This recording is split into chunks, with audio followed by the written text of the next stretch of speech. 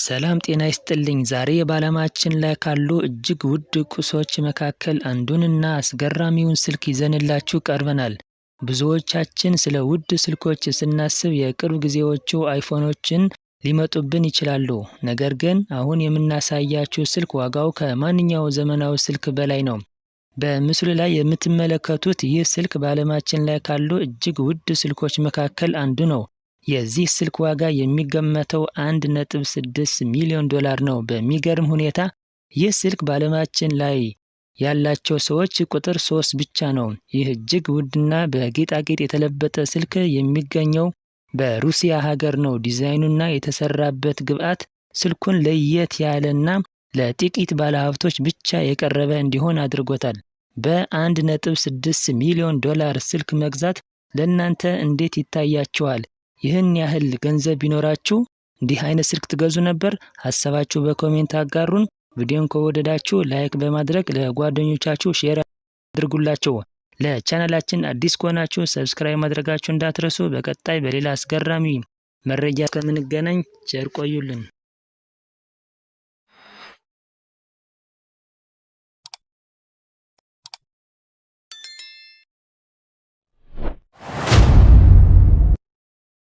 በዓለም ላይ ታዋቂ ከሆኑ የጥርስ ሳሙናዎች አንዱ ኮልጌት እንደሆነ ሁላችንም እናውቃለን። ነገር ግን ይህ ስም በስፔን ቋንቋ ተናጋሪዎች ዘንድ በጣም አስደንጋጭና አስፈሪ ትርጉም እንዳለው ያውቃሉ? አንድ ታዋቂ ኩባንያ ስያሜ ሲመርጥ ቋንቋን ግምት ውስጥ ካላስገባ ምን ሊፈጥር እንደሚችል ዛሬ እንመለከታለን። ኮልጌት የሚለው ቃል በስፔን ቋንቋ ቀጥተኛ ትርጉሙ ሂደህ ራስህን ስቀል ማለት ነው። በስፔን ቋንቋ ኮልጋር ማለት መስቀል ሲሆን ኮልጌት ደግሞ ትዕዛዛዊ በሆነ መልኩ ለአንድ ሰው ራስህን ስቀል የሚል መልእክት ያስተላልፋል። ኩባንያው ስሙን ሲያወጣ ይህን የቋንቋ ልዩነት አለማስተዋሉ ለብዙ ዓመታት ለግርምትና ለቀልድ ሲዳርግ ቆይቷል። ይህ ሁኔታ ትልልቅ ኩባንያዎች ወደ አዲስ ገበያ ሲገቡ ጥልቅ ጥናት ማድረግ እንዳለባቸው ትልቅ ትምህርት የሰጠ ክስተት ነው። እንግዲህ በየቀኑ የምንጠቀመው የጥርስ ሳሙና እንዲህ አይነት ትርጉም ይኖረዋል ብላችሁ አስባችሁ ታውቃላችሁ? ሌሎች እንደዚህ አይነት አስቂኝ ወይም አስደንጋጭ ትርጉም ያላቸው የንግድ ስሞች ካወቃችሁ ኮሜንት ላይ ያጋሩኝ። ለተጨማሪ አስገራሚ የቋንቋና የንግድ እውነታዎች ቻናላችን ሰብስክራይብ ማድረጋችሁ እንዳትረሱ።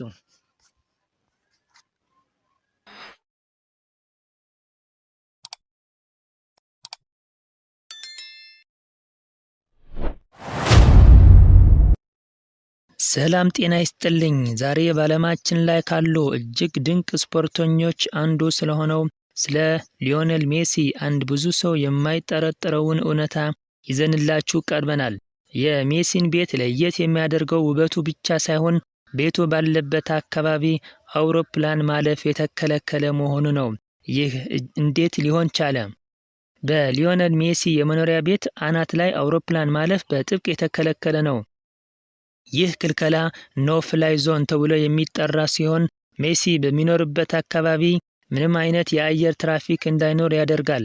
ብዙዎች ይህ ክልከላ የተደረገው ለሜሲ ክብር ወይም ለደህንነቱ ተብሎ ሊመስላቸው ይችላል። ነገር ግን ዋናው ምክንያት ቤቱ የሚገኘው አካባቢ የተፈጥሮ ጥበቃ የሚደረግለት ወይም ኢንቫይሮንመንታል ፕሮቴክሽን ስፍራ በመሆኑ ነው። የአውሮፕላን ድምፅና ጭስ በአካባቢው ባሉ ዝርያዎች ላይ ጉዳት እንዳያደርስ በሚል ሕግ ነው አውሮፕላኖች በዚያ በኩል እንዳያልፉ የተደረገው። ይህን መረጃ አዲስ ከሆነባችሁ ለጓደኞቻችሁ ሼር አድርጉላቸው። ቪዲዮውን ከወደዳችሁት ላይክ በማድረግ ለቻናላችን አጋርነታችሁ አሳዩ። በቀጣይ በሌላ ድንቅ መረጃ እስከምንገናኝ ቸር ቆዩልን።